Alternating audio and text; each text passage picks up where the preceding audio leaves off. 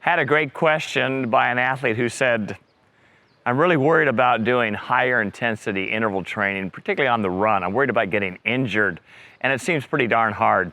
Well, it can be kind of hard, but let me give you some tips on how to segue into the proper workload on these high intensity interval training sessions. Number one, you don't need a lot of time to reap the benefit. And so I think when you look at the total workout time, lots of really cool studies looking at people that just start doing higher intensity, and you can whittle it down to about 5 minutes of higher intensity broken up into segments, which I'll describe in just a minute.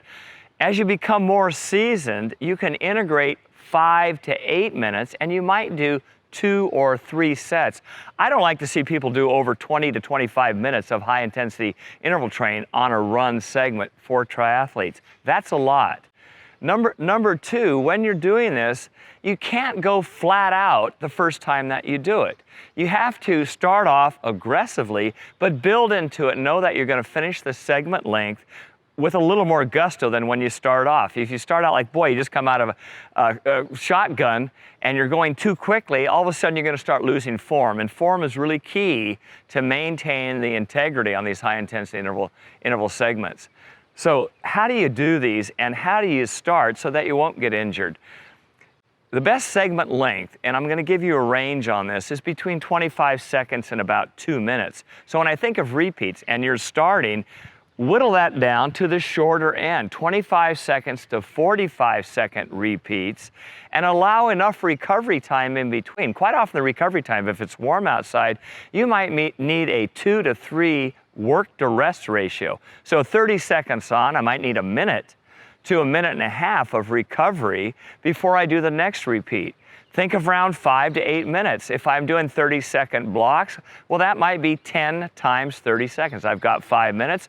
I'm going to cruise aerobically the rest of my workout. I might do a second set towards the end or the halfway point. That's how you start integrating these. There's also 3 ways to do it in running. One, you can use hills, and the gradient on a hill is magic. So if I have a 5 to 6% hill, I innervate the vastus medialis oblique, big muscle. It's on the inside of your leg. It helps stabilize your knee. So in going up that hill, it works that muscle, works your whole quad, and it also works your glutes. But more importantly, it works your feet and your calves. So I've got the uphill, I've got the flat, same idea. You can do these higher intensity ones. And I also have downhill. And I think a lot of athletes, when they go up the hill, they say, oh, I'm just going to jog down on the downhill.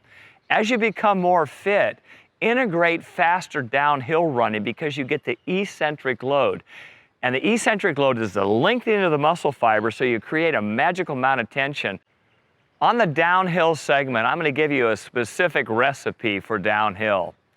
I like 25 seconds, and that's on the minimum what I just mentioned a minute ago, that we should start off with 25-second segments. You can cover a lot of terrain in 25 seconds. Stride length is longer. You're getting better hip extension. You'll get a little more float. Your heel's going to come up higher in that float phase. Head's going to be up nice and high, and you're really going to have to stabilize your core.